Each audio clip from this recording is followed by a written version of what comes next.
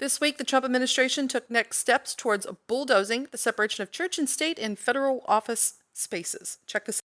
White House is now encouraging government employees to promote their religion at work. The Office of Personnel Management issued a memo yesterday saying that workers can now organize prayer groups or invite people to religious services outside of work and even, quote, persuade others of the correctness of their own religious views.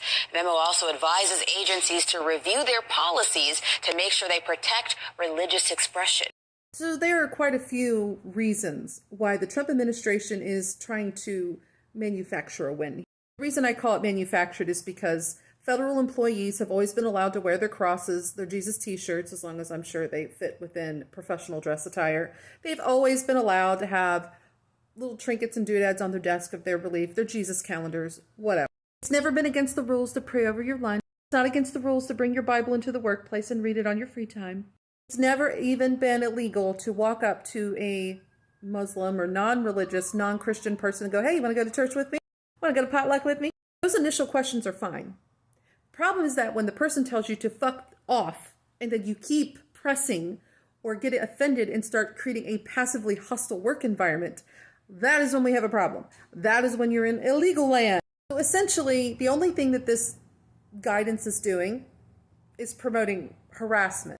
It's going to test how high the bar for harassment has to be, because if you're suing someone for harassment, it has to be more than them just insistently inviting you to church. Like if literally Karen Christian just asks you to church every day for a year, but all she does is say, you want to go to church with me?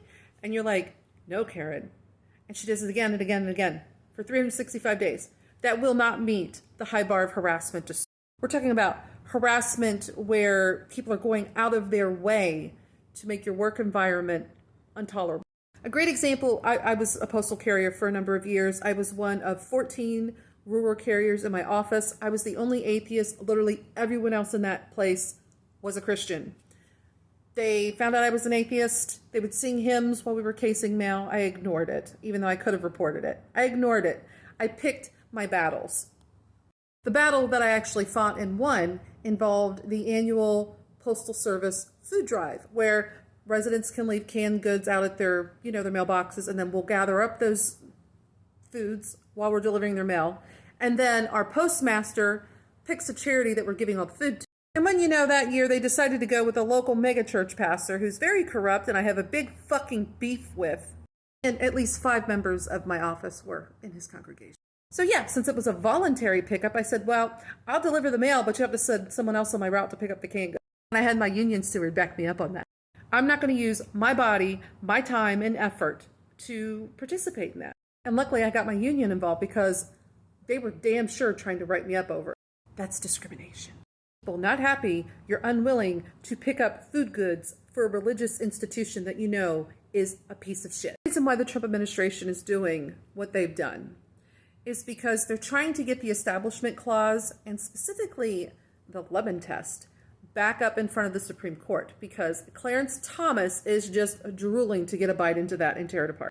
He's well known for bemoaning the fact that the Establishment Clause cannot be applied consistently, exclusively, because that is really what this is all about, exclusivity. They want to be this God-fearing, God-oriented nation, and ironically, the Project 2025 has this goal of demolishing the Establishment Clause, getting rid of the Lemon Test, which if you don't know what those are, here you go. Take all the time you need, just pause. But obviously they would like to get rid of these things. That way they can make it easier to establish more policy that favors the Christian majority in this nation. So Taliban of them. As you can see here, just for comparison of what the Project 2025 architects have said versus the Confederacy Constitution. Yeah, they might as well just copied and fucking pasted, right? Yeah, I think ultimately that this is what it's really about. They're trying to cause enough conflict that it's going to go up in front of the Supreme Court, and they're going to let the majority conservative wing just destroy it. And we're already seeing this anyway over the last 20, 30 years, where people have challenged having in God we trust on our money, and they're like, look, it's historical. Now we have schools doing the whole 10 Commandments thing because it's historical. Christianity was, part of our foundation. So were indigenous belief systems. and Wiccans, believe it or not.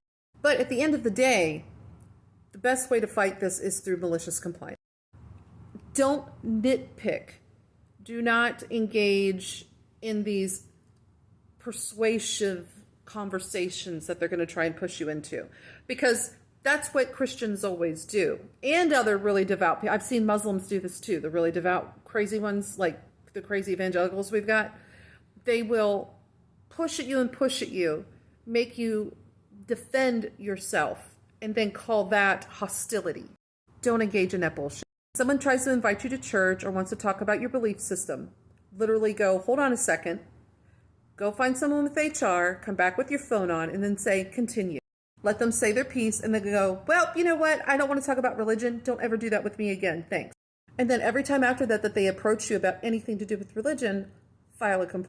I also recommend that if you have Baphomet t-shirts, you have a Baphomet calendar, you've got spaghetti monster strainer hat, whatever, wear it in. File complaints when people are wearing a crucifix where it shows this man hanging to death on their chest. I'm sorry, that's violent and gross. I don't want to look at that shit all day. They should hide that under their shirt. See what I'm saying here? Malicious compliance. When they're making complaints about your invocation over your lunch at the break table, make complaints about their playing Creflo Dollar or Joel Osteen on blast from their mobile phone while they're eating their lunch, when they could have just invested in some fucking earbuds. If your school has the 10 Commandments bullshit going on like in Louisiana, don't worry. A lot of these outside groups like Freedom from Religion Foundation, the Satanic Temple, the Church of Satan, the Gideons even, they're all suing too to get their Bibles and their commandments up. And if you don't have that happening in your neighborhood, feel free to reach out to these organizations and they'll make it happen for you too. Because at the end of the day, the best way to beat Christians at exclusivity is to show them what it looks like when the laws that are in place to protect their belief system are gone, what it looks like.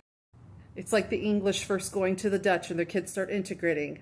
They get scared and they fucking take their ball and go home. If you got a federal job like I had as a postal carrier, wear your preferred religious gear. There's shit they can say about it because, according to Trump, you're allowed to express yourself. They're not allowed to be hostile about it. Say it together. Malicious compliance. God kills Satan throws, baby. Thanks for watching.